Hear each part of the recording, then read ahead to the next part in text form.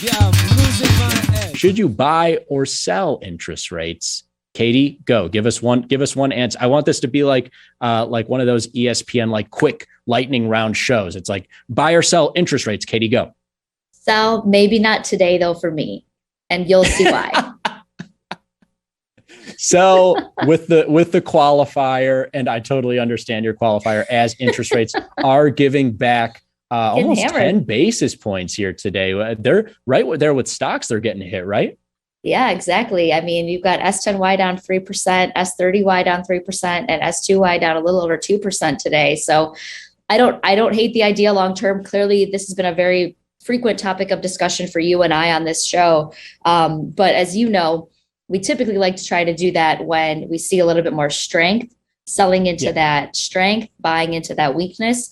But at the same time, I could totally see, and we'll get into why you can justify still leaning long or short, depending on your directional assumption in here on a couple of different factors.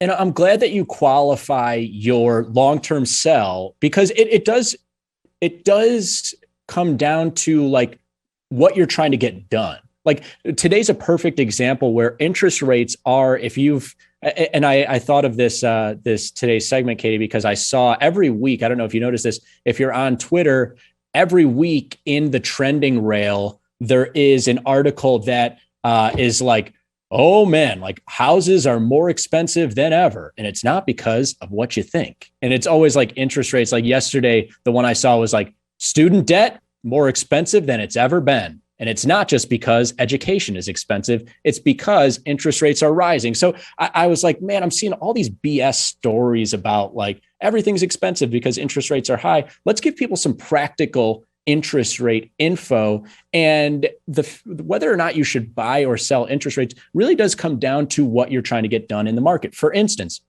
if you're looking to buy a house in a year from now and you want to hedge interest rate risk of 10-year rates going even higher from here, you might be looking to buy them even though they're at multi-year highs already. To Katie's point, though she might be looking to sell that high price for the last couple of years as a contrarian in the long term, in the short term, Katie's mind is thinking, this market's down, 10 basis points, a big down day here today. Maybe I'm looking to buy it in the short term. This stuff really does come down to what you're trying to get done, what your time frame is, what your portfolio is looking like. If I'm long a bunch of stocks, I probably don't want to buy interest rates that are highly correlated with stocks. But let's get into some of those different time frames here, Katie, because interest rates have moved higher recently. And the question now becomes, if I just show you the last year's worth of data, this looks like the high forever in interest rates, but maybe you can give people some context that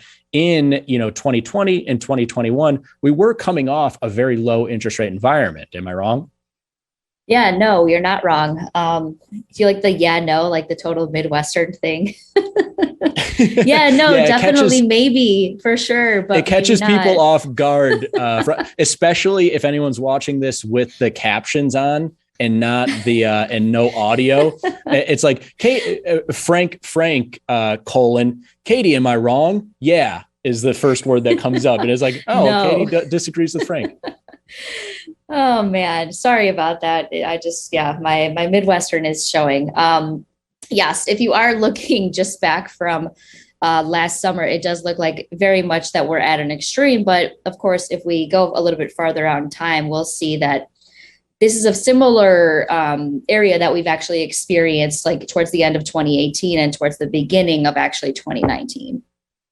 Exactly right. And so this more data can in a lot of ways be debilitating. Like you can try to make a decision on like whether or not I should go to the grocery store and buy milk today and do so much research that you end up not moving from your chair because it's like milk's really expensive. So I don't know if I want to buy milk. And like we of course don't want to muddle your opinion of the market, but more data can be helpful, especially when you look at a chart like this and you might think, man, this looks like highs in this market, but is it really the top? Can it go with more data? How much further can it go higher? Is this just the start? Because you'll read a lot of articles online of big alarmists. Of course, that's what gets the clicks these days, of people being like, interest rates are high, but this is why they're going to double. And it's like, I don't know, especially when you look at that historical chart. Yes, they've been higher than this in the last couple of years,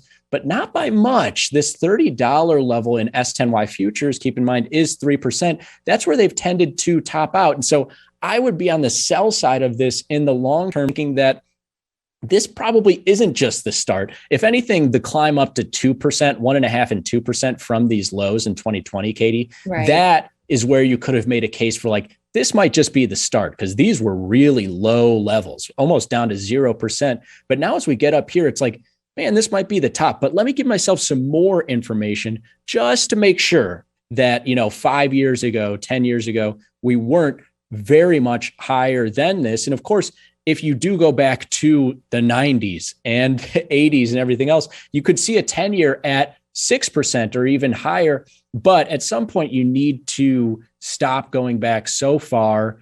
The last decade, Katie, the same high more or less holds true here. They got as high as 4%.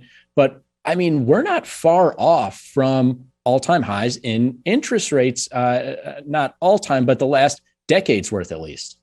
Yeah, and I think it kind of goes back to your point too, because this is something I learned with Pete, is you can find a chart to fit any idea that you want to, right? So I do agree with you that there needs to be some type of set of guidelines that you try to hold yourself to when it comes to making assumptions. But it goes back to your example of milk, right? Like, you're not going to go back and look at data from 1970 and the cost of milk.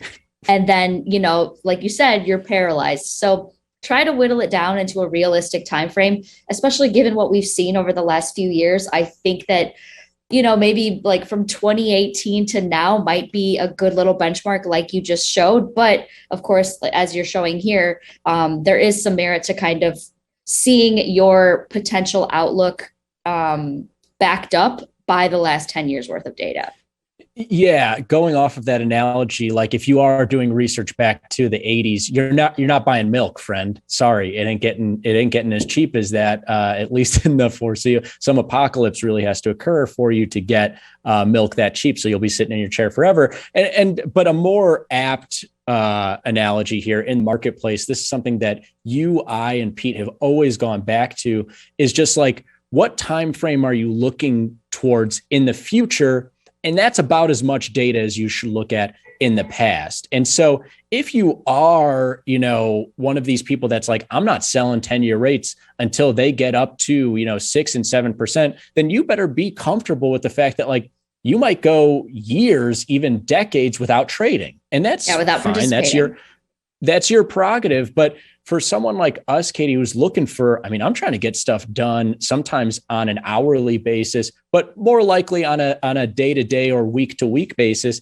This is more than enough data. And this is even probably enough data here. And of course, whatever your stance is on the market, like I say, maybe you are trying to hedge a future mortgage or a future car loan or whatever, and you might be on the buy side of this, thinking that this is the new normal, and I don't want to be short rates here. But if you are of the thinking that I tend to be a lot of times, which is there are outliers in the market every day, sure, but 9 out of 10 of the markets are usually going to fall in line with that same old story, then I would be on the short side of this, especially looking at the last couple of years and the last decade of data, seeing that 3% has been around the highs in 10-year. But it's always funny, Katie, because people will talk themselves into anything. When we were at 0.5% in 10 years, everybody was saying that this was the new normal and we would be negative, right? So it goes both ways.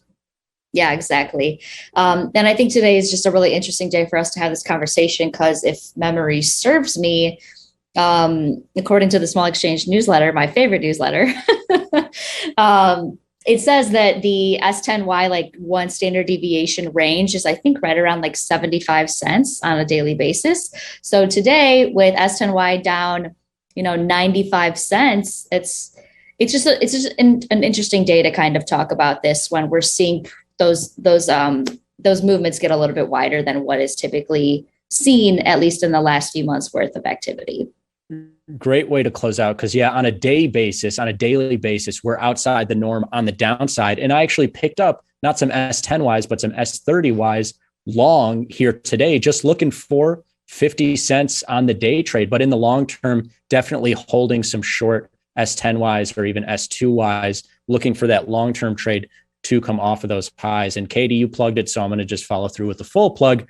Katie loves the Small Exchange newsletter. She's one of our most prominent members to the exchange. If you want to be a member to the Futures Exchange, go to community.thesmallexchange.com. And if you join today, you're actually going to be part of our giveaway now for limited edition Small Exchange Field Notes notebooks. I dropped a bunch of them off at the Tasty Trade office just yesterday for you, Jamal. I gave one to Mikey Butler in person, so Katie will have one soon. If you're in the office today, then you can go grab one. I think I left them at the front desk. But everybody else, go to community tomorrow. Beautiful. But you can go to community.thesmallexchange.com today and join for your Field Notes notebook and a lifetime of 50% reduced fees and that great newsletter that Katie loves so much, community.thesmallexchange.com. Katie, your tops, you know this. I love you very much. Thank you for joining us. Everybody in the Small Exchange community loves you as well.